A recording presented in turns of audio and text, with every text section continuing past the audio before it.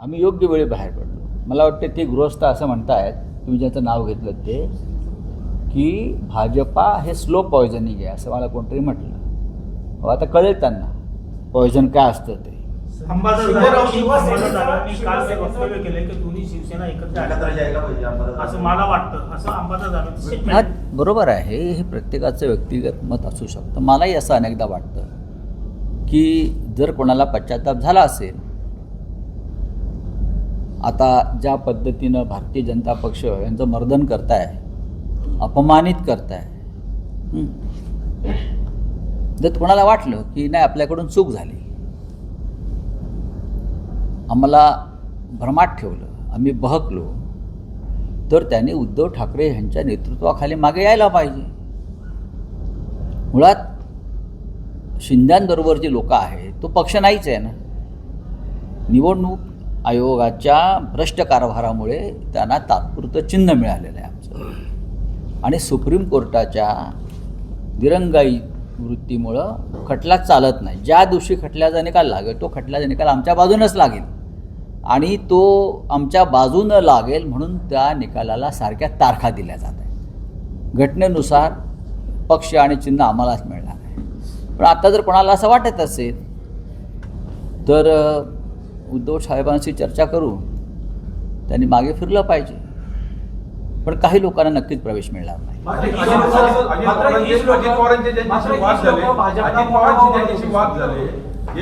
भाजप या महाराष्ट्रामध्ये कधीच मोठा भाऊ नव्हता. महाराष्ट्राच्या युतीच्या राजकारणामध्ये कायम उद्धव ठाकरे यांच्या नेतृत्वाखालची शिवसेना किंवा हिंदुहृदय सम्राटांची शिवसेना हाच मोठा भाऊ होता, आणि शिवसेनेचं हे मोठेपण मान्य झालं नाही म्हणून त्याने शिवसेना तोडली आणि असे तुकडे केले. शिंदे गट हा शिवसेना नसून तो अमित शहाचा एक गट आहे. हे सगळ्यांना माहिती, तो अमित शहाचा गट आहे. त्या पक्षाचे नेते अमित शहा आहेत, ते दिल्लीमध्ये बसतात, म्हणून त्यांना वारंवार दिल्लीत जावं लागतं. पूर्वी त्यांना मातोश्रीवर यावं लागायचं, तेव्हा त्यांना लाजा वाटायच्या.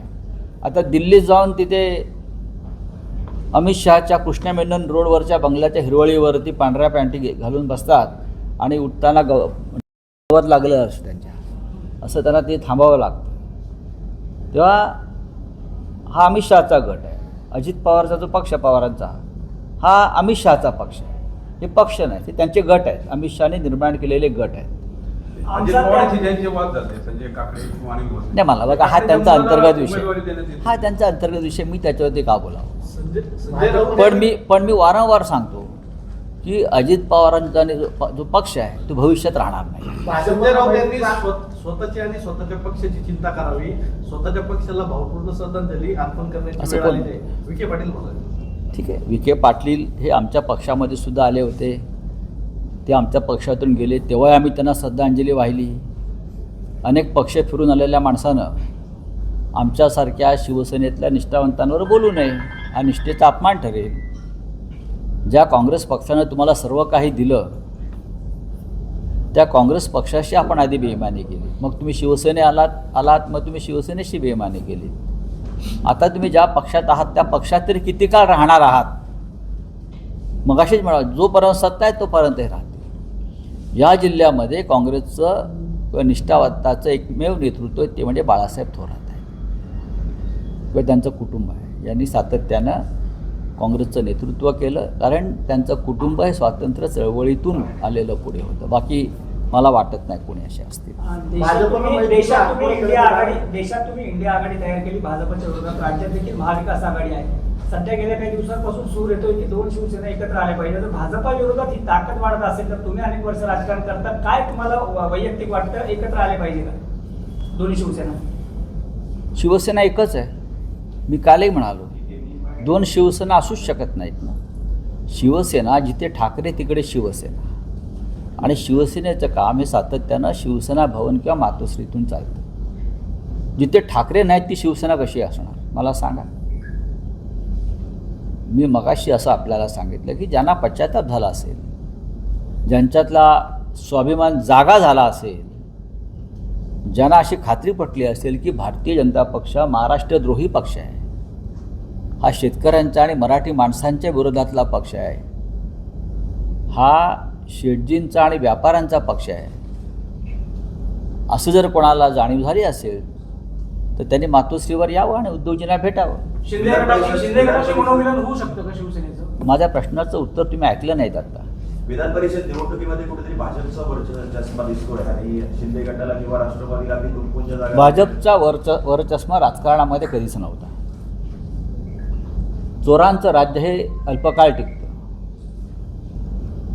हा अपवाद आहे की 10 वर्ष टिकले.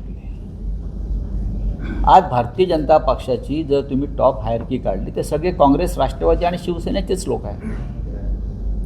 तुम्ही पहा ना, भाजप स्वबळावर कुठेच नाही. पश्चिम बंगालचे मुख्यमंत्री हे काँग्रेस आणि तृणमूल काँग्रेसचे अनेक वर्षाचे नेते आहेत. आसामचे मुख्यमंत्री हे काँग्रेसचे नेते आहेत. तुम्ही त्यांच्याकडले मूळ जे लोक आहेत ते दाखवा मला कोण आहेत ते, काय आहे त्यांच्याकडे. आज महाराष्ट्रामधलं भाजपा काढा, सगळे काँग्रेस, राष्ट्रवादी आणि शिवसेनाच आहे. स्वतःचं काय आहे इकडे, काय आहे, ते कोण आहेत, फक्त भाजपचे आहे. कोण? राम शिंदे फक्त एकमेव जे निष्ठावान भाजपचे फक्त असू शकतील. बाकी सगळे आयात केलेले दिसतात. सगळेच आयात आहेत ना. ते एक दिवस यांच्या पक्षाचा अध्यक्ष सुद्धा कुठून तरी परदेशातलाच असेल आलेला. काल बाळासाहेब थोरातांनी सांगितलं की भविष्यात जे आयात झाले भाजपात जे बाहेरून आले तेच पक्षाचे अध्यक्ष होतील किंवा तेच प्रमुख मी राहतील. तेच म्हणतोय ना, ही वेळ येणार आहे कारण मूळ भाजपाचं कोणीच राहिलेलं नाही आहे आणि भारतीय जनता पक्षाला हा खेळ महाग पडणार आहे. चला सर, शिर्डी लोकसभा मतदारसंघाचे खासदार आहेत आपले ठाकरे गटाचे भाऊसाहेब वागचौरे हे कुठं मतदारसंघामध्ये जास्त दिसत नाही आणि भाजपचे जे पदाधिकारी येतात किंवा आमदार येतात त्यांच्या स्वागताला ते असतात. याबाबत जे ठाकरे गटाचे पदाधिकारी आहेत त्यांची नाराजी आहे वागचौरेंबाबत. उद्धव साहेबांपर्यंत ही भूमिका काही लोकांनी पोचवली आहे, त्याच्यावरती आम्ही चर्चा करू. पण आज ते नाही आहेत. त्यांची माझी चर्चा झाली आणि ते एका पार्लमेंटरी कमिटीच्या बैठकीसाठी त्यांना जावं लागलं. मात्र मागे त्यांनी शिंदे गटाच्या पदाधिकाऱ्यांची देखील भेट घेतली होती, वरिष्ठ पदाधिकाऱ्यांची. घेऊ अपात्र लाडक्या बहिणीचे पैसे परत घेणार अशी चर्चा फडणवीस म्हणतात की फक्त पुरुषांचे पैसे रिटर्न घेतले जातील. आमदार चंद्रकांत रघुवंशी आहे त्यांनी घरचा आहे लाडक्या बहिणीचे कोणताही भाऊ पैसे परत घेत नाही. म्हणजे ही जी चर्चा चालली त्या अपात्र खात्यांवरचे पैसे परत घेण्याची कसं बघतात? बेकायदेशीर पैशाचं वाटप झालं असेल, बेकायदेशीरपणा, तो सरकारी पैशाचा अपहार आहे आणि हे बेकायदेशीर पैसे जर सरकार परत घेणार नसेल सरकारच्या तिजोरीत तर ज्यांच्या सहीने हे आदेश निघाले त्यांची संपत्ती जप्त केली पाहिजे.